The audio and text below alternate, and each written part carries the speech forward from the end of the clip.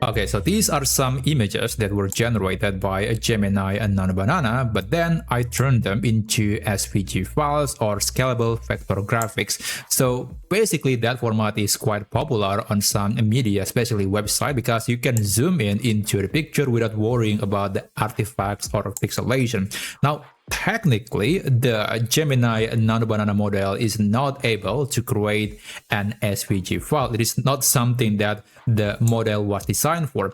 But I was able to use a tool from Google that is actually able to turn a raster image, like the typical image format, into SVG. And in some ways, it is actually a lot better. So I compared that with Vtracer, which is a very popular library if you want to turn a picture into SVG. But I think the tool from Google here is actually a lot better at creating an SVG file, especially when the image contains some gradients, which is actually a quality that is very difficult to achieve in the SVG format. So in this video, I'll show you a first-party tool from Google that you can use to turn your Gemini and Nano Banana image into an SVG format. And the tool is a Google Slides. Yeah, it's very surprising. Anyway, for this demo, I'm going to be using this picture, so you can download the image to your computer first. And after that, let's open Google Slides. The URL on the desktop web version is slides.google.com, and I'm going to create a new blank presentation. Now I'm going to click blank slide, and after that, we have to clean this slide. So I'm going to close or delete everything that is not needed, which is there are a lot of text boxes. Now, before we upload the image, I do recommend to change the aspect ratio of the slide. To do that, you can navigate to File and then go to Page Setup. And then here, there are some presets that you can choose, but if you have a particular size or aspect ratio of your image, then you might want to select Custom. And for the measurement, I prefer to use pixels.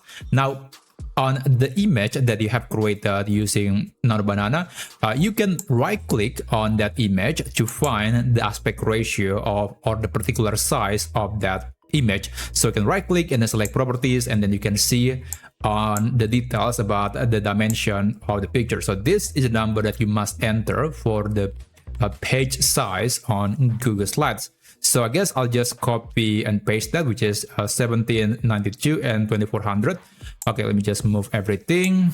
And okay, so it's 1792 by 2400. Now, there is one caveat. There is one problem that you'll see later, but for now, let's just continue. Click Apply. And only after that, you can navigate to Insert and then go to Image.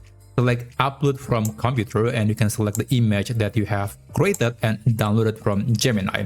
Now, after that, you can right-click on that image and then select Set Image as Background.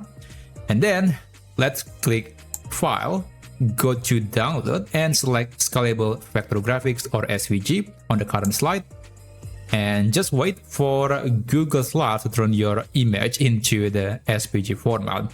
So after that, you can see the picture. It should be downloaded to your computer. And if you open it via, let's say, a browser, you can see that this is an SVG image. Okay, it looks really cool and very much accurate to the actual picture, the original picture. Now, perhaps one problem that I noticed when you are turning your image into SVG using Google Slides is the aspect ratio. Even though we have specified the aspect ratio or the dimension for the slide, unfortunately, when you are downloading that as an SVG file, you're still getting a 1:1 aspect ratio or a square picture.